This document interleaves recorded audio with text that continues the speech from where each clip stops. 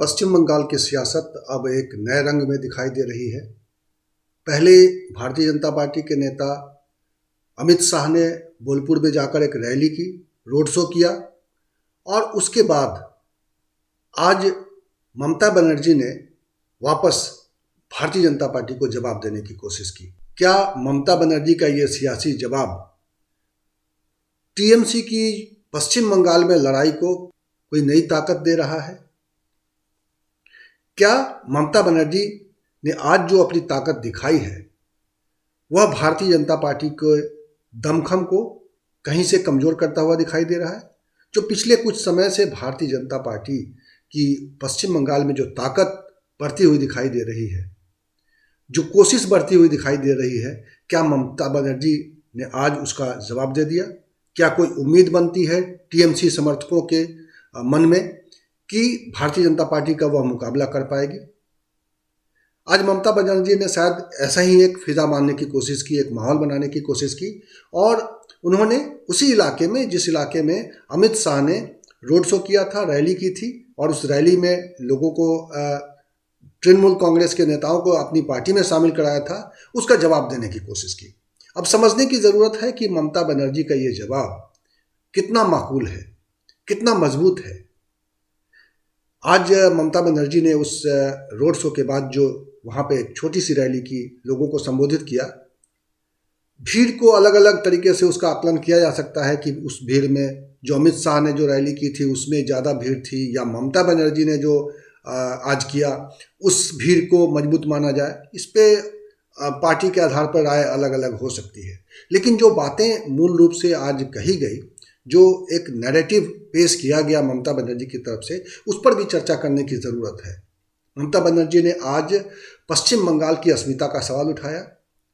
पश्चिम बंगाल की अस्मिता का मतलब रविन्द्रनाथ टैगोर की अस्मिता से जोड़कर उन्होंने बात की कि रविन्द्रनाथ टैगोर की धरती पर वह किसी तरह की नफरत की राजनीति को नहीं चलने देंगी। ये ममता बनर्जी ने आज उस जमीन से ऐलान किया जिस जमीन पर अमित शाह आकर विश्व भारती विश्वविद्यालय में गए और उन्होंने वहाँ पे रविन्द्रनाथ टैगोर के मूर्ति पर फूल मालाएं चढ़ाई।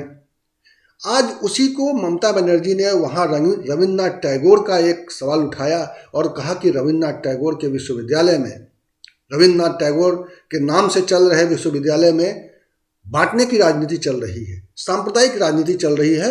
और उन्हें खास तौर पर सीधे सीधे वहाँ के विश्व भारती विश्वविद्यालय के वाइस चांसलर विद्युत चक्रवर्ती को सीधे सीधे उन्होंने कहा कि बीजेपी के इशारों पर काम कर रहे हैं। तो इस तरह का एक आरोप ममता बनर्जी ने लगाया और इससे साफ हो गया कि किस तरीके से विश्व भारती विश्वविद्यालय के नाम पर, रविन्द्रनाथ टैगोर के नाम पर वहाँ आने वाले समय में राजनीति तेज होगी।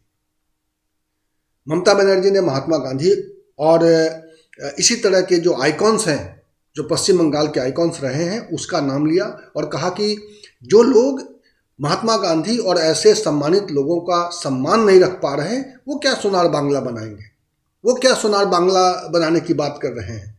तो इस तरह का एक नैरेटिव पेश करने की कोशिश की आज ममता बनर्जी ने पश्चिम बंगाल में। इसके अलावा जो ममता बनर्जी ने हमला किया, चूँकि अमित शाह ने अपने दौरे में टीएमसी के कुछ दिग्गज नेताओं, ख़ास तौर पे अधिकारी ब्रदर्स को उन्होंने अपने पाले में कर लिया, उनको अपनी पार्टी में शामिल करा लिया।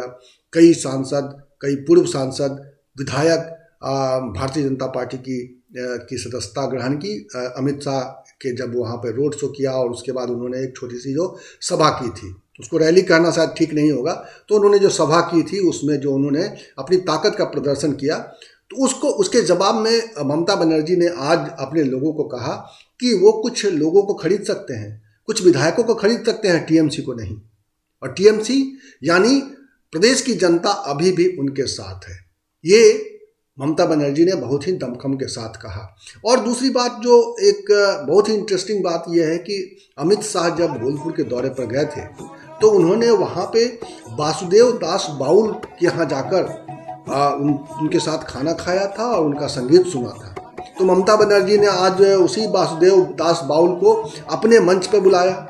तो ये भी जो है एक अलग तरह की राजनीति है कि वासुदेव दास बाउल जो वहाँ के लोक गायक हैं, जो बाउल संगीत के प्रणेता हैं इस वक्त और जिनकी पहचान बंगाल की पहचान कह सकते हैं, उस रूप में उनकी पहचान है, उनको लेकर जो सियासी खींचातानी हो रही है, और ये भी बड़ा दिलचस्प नज़ारा है पश्चिम बंगाल के राजनीति का, क्योंकि उनके बहाने, वासुदेव दास बाउल के बहाने भारतीय जनता पार्टी या तृणमूल कांग्रेस आदिवासी वोटों पर अपना एकाधिकार जमाना चाहती है, जताना चाहती है, और ये इस आदिवासी वोटों के समर्थन को कोई नहीं छोड़ना चाहता, न भारतीय जनता पार्टी न तृणमूल कांग्रेस। अब देखना ये होगा कि कैसे ये राजनीति किस तरीके से आगे बढ़ती है।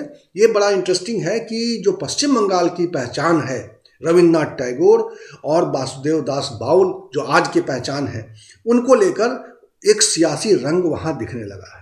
तो पश्चिम बंगाल की सियासत कुछ इस तरह से आगे बढ़ रही है। पश्चिम बंगाल की कुछ और खबरों के अपडेट के साथ हम हाजिर होंगे, लेकिन इस वक्त इस बुलेटिन में इतना ही। आप हमारे साथ जुड़े रहिए, कुछ ऐसी ही नई खबरों के साथ मैं आपके सामने फिर आऊँगा। तब तक के लिए नमस्कार।